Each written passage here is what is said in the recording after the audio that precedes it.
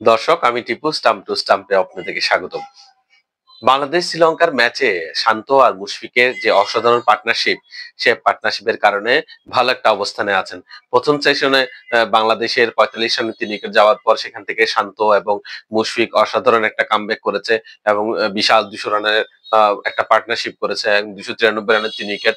শেষ দিন আ আ first session এবং সেকেন্ড সেশন এবং থার্ড সেশন আপনি তিনোটার কথা যদি বলি, ফার্স্ট সেশনটার মধ্যে যদি ৪৫ রানে ৩ উইকেট চলে যাওয়ার পর সেকেন্ড সেশনেও কিন্তু সেম ভাবে খেলেছে মুশফিক আর শান্ত এবং থার্ড সেশনে এসে তারা কিন্তু সেই রান রেটটাকেই চালু রেখেছে এবং সেভাবে কিন্তু ২৯৩ রান করতে পেরেছে বলে মনে করছি।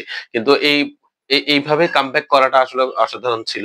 শান্তর খুবই আসলে শান্তভাবেই ব্যাটিং করেছে এবং মুশফিক তো আ অনেক অভিজ্ঞ। সেক্ষেত্রে মুশফিক আমার মনে হয় ২ জন যেহেতু সেঞ্চুরি করেছে, কালকের দিনটাতে আরো বেশি রান করবে বলে মনে করছি। আ শ্রীলঙ্কার গলের যে পিচটা আছে, সে পিচে কিন্তু ৫০০ থেকে ৬০০ রান অনায়াসে হয়। ফার্স্ট ইনিংসে যদি বাংলাদেশ যদি ৫০০ থেকে ৬০০ রানের একটা ইনিংস তাদেরকে স্কোর বোর্ডে দিতে পারে, সেক্ষেত্রে কিন্তু বাংলাদেশের জিতার একটা অনেক বড় একটা চান্স থাকতে পারে।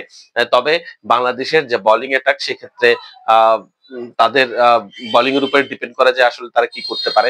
তবে ব্যাটিং যেটা বলছি, তা পুরোটা ব্যাটিং পিচ এবং ৫০০ থেকে ৬০০ রান এই এই এই গ্রাউন্ডে হয়ে থাকে এবং এই ৫০০ থেকে ৬০০ রানের কাছাকাছি যদি কোনো একটা স্কোর করা যায়, তারপর কিন্তু শ্রীলঙ্কাকে কিন্তু ৩০০-৪০০ র মধ্যে যদি আটকানো যায়, সেক্ষেত্রে কিন্তু বাংলাদেশ জয়লাভ করার একটা সুবর্ণ সুযোগ থাকবে।